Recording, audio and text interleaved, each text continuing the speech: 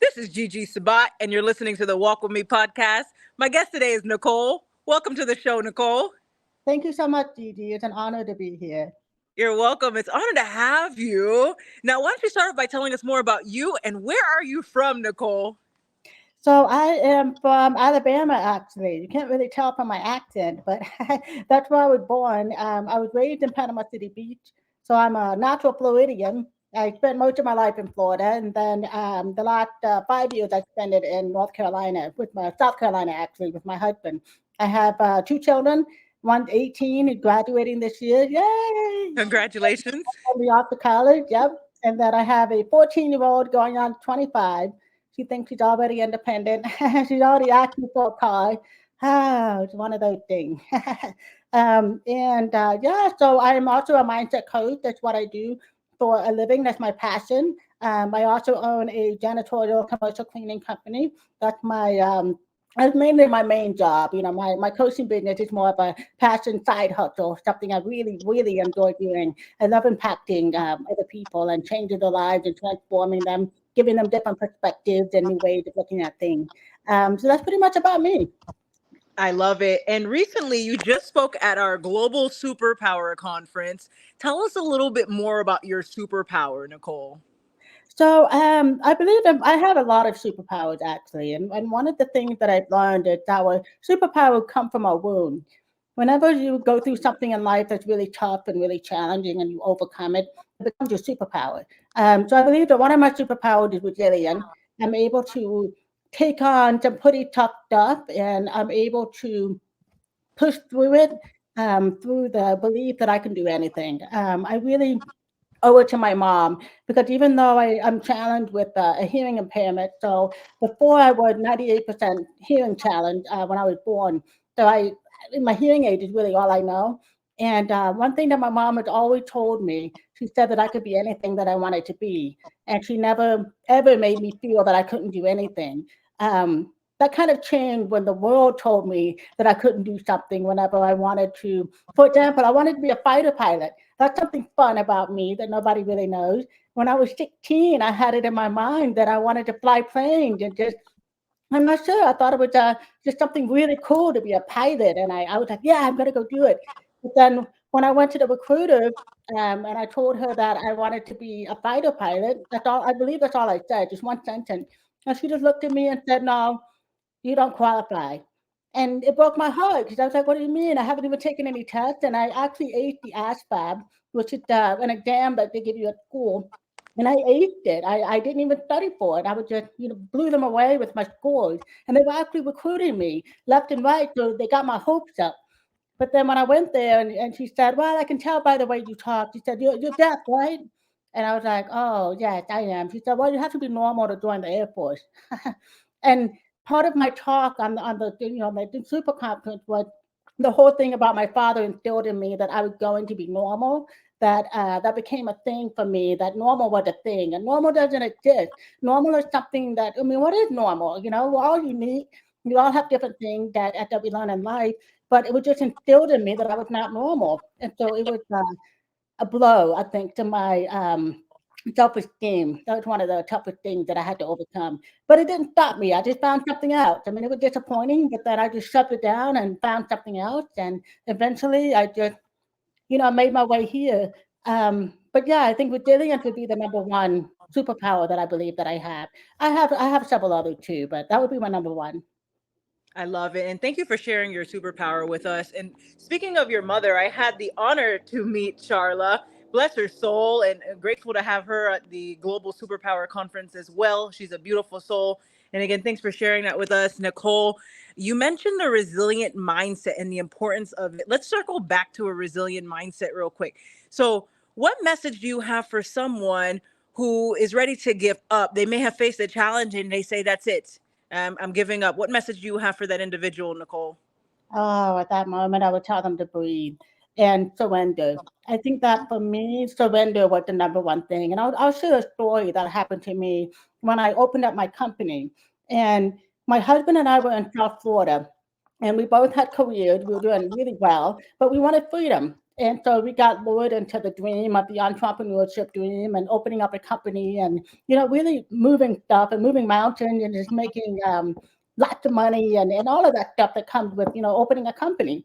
And I had finished my MBA. So my husband told me, yep, it's time. You can't hide behind the school anymore. We got to go out and do it. And I was terrified. But then I decided, you know what, I can do it. So we dropped everything. We moved 5 states into North Carolina because at the time the Charlotte area was booming. There was practically no commercial cleaning companies here, so it made sense. Well, about 9 months after opening my company, we ran out of money. And when I tell you we ran out of money, I mean literally. We had 1 month left to live, and I was terrified because I've never been homeless. I had a family of four. My husband had no idea what was going on because I was in charge of the finances, and I was paralyzed with fear. I didn't know how to tell him because I knew that he would panic, and I was at a loss. And see, the difference is I was going to give up. I was going to close my company. And the thought did come to me because I didn't see any way out. I didn't see, I couldn't get loans because I was a brand new business. I didn't have the credit. I had terrible credit because I had been struggling with cash flow and payment when I opened the company. Um, but there was something inside of me. There's a little whisper that's there. And when you stop thinking about the problem that you're in, or when you stop thinking about the challenge, you just let it be. Because right now, in the now moment is all we have, right?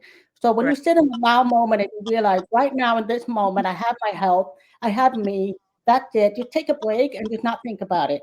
And when you do that and you surrender, there's a little voice that comes and it's a little whisper.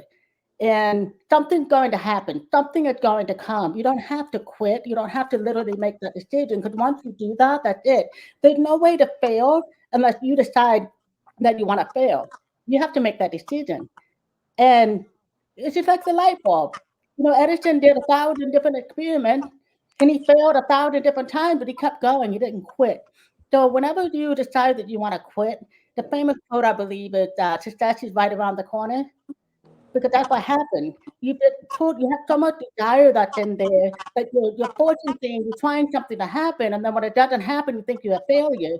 And a lot of times it's just patience. It's just you have to wait it out and let it see. So when you start to let go, and you let go of that energy. And I remember that particular day, I just let go. I surrendered, and I said, you know what? All right, if this is going to be, I'm just not going to think about it anymore. Let me just find my peace. So I had to find my peace. And when that happened, I got a little email from someone asking me to substitute for another networking company. And that was a fork in the road because I could have told them, no, I'm not going to network. I've already decided to close my company. But then something told me, why not? What do I have to lose? I'm already at rock bottom. At least I can do is help a guy. I can go and help him and substitute and show up and, do my company. So I did. And it was tough for me because I was pretending. I mean, nobody knew that I was closing my company, and here I am sharing a commercial that I'm the largest cleaning company on the East Coast. I've got so many clients, I was creating, but it still felt a little awkward. But then I told myself, it's gratitude is the number one thing that can really save us in any situation. So I found the gratitude that I was there in the middle of business owners. Regardless if I had to close my company the next day, I made it to the sense that I took the leap of faith and I'm there. I'm with business owners, and that's much more than anybody had done if they decide not to take the step. I could have stayed in corporate where I was. So that helped a lot. And I think gratitude would be the number one thing to focus on to help you get out of that dark place of negative thinking that you might find yourself when things are not working out. And then when I got home, there was a little miracle waiting for me because all of those people that were there, when I showed up and I showed my company, there was a post on Facebook that was looking for a commercial cleaning company that was family owned. And all of those people shouted out for me on that Facebook post, and we landed the contract. And it was practically a six-figure contract. It was enough to, I mean, we went from nothing into something like overnight.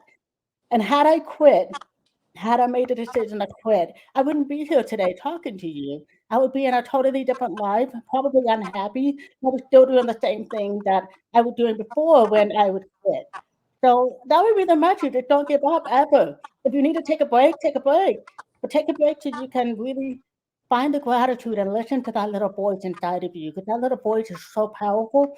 And a lot of time we don't hear it because of the noise that drowns it out. We've got to quiet that noise so we're able to hear that sweet, beautiful voice that really wants to look out for us. Who really wants to give us all of the blessings that we're looking for. I love it. Focus on gratitude and don't give up. Very powerful message. Now, what is your best advice to the audience for walking with purpose and living a life of happiness, Nicole? Oh, wow. That's something that I'm learning right now. So my company, I love my company. It's given me a wonderful life, but it's not exactly my joy. And when I discovered my coaching and I discovered how much I can really impact others, I started to look at, wow, this is my purpose, meaning you find your purpose when you're happy doing it. So like right now in this podcast, I feel alive. I feel excited because I know I'm in my element. If I'm in my cleaning company, I don't feel the same way. I feel like it's work. I feel like I'm doing something for other reasons. So walking your purpose really means that you're finding your joy and you're doing what you love. And it can be anything. And some people have hobbies. If you have a hobby, go and do that hobby and really focus on that hobby for the joy that it brings you. And a lot of times you can monetize it. There's all kinds of people that monetize different kinds of things. Because money is the one thing that really helps us survive in this world, right? The money is what makes the world go round sometimes. Um, and I think that's part of what I'm finding in my coaching is a lot of people are focusing on the money in a sense that they have to survive and they missed out on living their purpose and walking the joy and doing those things. And they missed out between the connection between the two because money is simply a unit of measurement. It just measures the value you give in a way that makes people want to pay for it.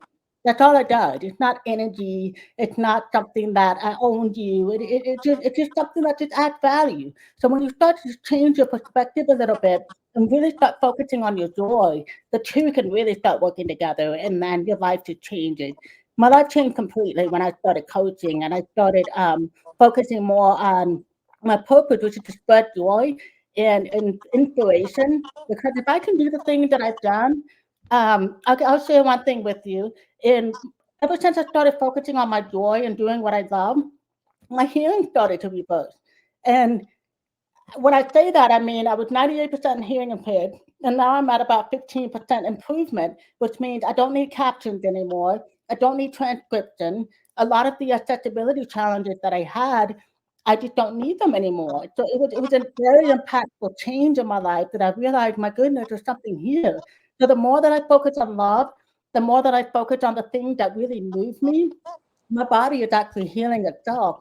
And it's a miracle. It really is. And that's where we find miracle. We find miracle when we're focusing on the joy of what you love, the joy of being, the joy of why are we here? I mean, if you're waking up in the morning and you're going to work and you're not happy, why? Why are you doing that? We're not here to survive. We're here to thrive. We're here to create. We're here to impact people and share our stories and really help them inspire and just be alive. We're here to be super joyful and alive, right? Um, Nature is another thing for me that I would recommend for anyone. If anyone's trying to find their purpose, you first spend some time out in nature. Nature stirred everything up. That's absolutely wonderful. And my mom's actually, her platform is about nature, about getting out and really exploring that. It really helped me overcome anxiety, depression. I was bipolar for a little while. And I was able to overcome all of that simply by just spending time to myself and taking the time that I need to really reassess what I was doing in my life, where I was going, and where is my joy. You've got to take time to think about what makes you joyful, what makes you happy, and then take action to help you get there. That's very true. And fun fact, so as you're aware, Nicole, I was actually in the studio when we were actually going to hop on this podcast today. But like you said, being out in nature is great as well. And that's what happens when you let go and let God. And I just so happened to be outside today, out in nature, as we were doing this podcast. So, yeah, I mean, and God has a sense of humor, doesn't he? Yeah, he really does. Yes. Yes, ma'am. And it's such an honor to be on the show with you today. Now, where can the audience find you, Nicole? So I have a website that I'm still working on it, but I think the best way to find me is on Instagram. And I'm building some content there, and I am Nicole Reina. You can also find me on YouTube with the same channel at I am Nicole Reina, and then eventually my website will be up and running, and it's just IamNicoleReina.com. It'll be super easy to find me. Thanks so much. And before we wrap up here, I want to ask you one last question here, and that is, what does grace mean to you, Nicole? Oh, grace. Yes, grace means everything to me. Grace just means surrender. Grace means that you're letting go and letting God. There's so much faith. Grace to me is like faith. I'm actually, it's funny you said that because I'm actually part of a group called Attracting Grace. And this is a group that I get together because community is one of the biggest things that help you when you find a community. That's why people come to church sometimes, or you can find a group of people that share like-mindedness. And this is just a wonderful group that I'm a part of. That race is the biggest topic, and a lot of that is, for example, if someone is talking to me and I have anger in my mind, or I have frustration, or I have emotion that I deal with, I lean on grace to help me send the message that I want to send. That helps to avoid sending pain. I don't want to project my pain onto someone else. So I'm able to lean onto grace to help me reframe and reprioritize or reproject whatever energy I have into love. And so I'm able to speak with love, which helps me to hear with love, which helps to heal the whole body and everything in it. Grace is where everything is. It's the most powerful energy in the universe, in my opinion. Agreed. Thanks so much, Nicole. And it's an honor to have you a guest on the show. God bless you and be safe. Thank you, you too.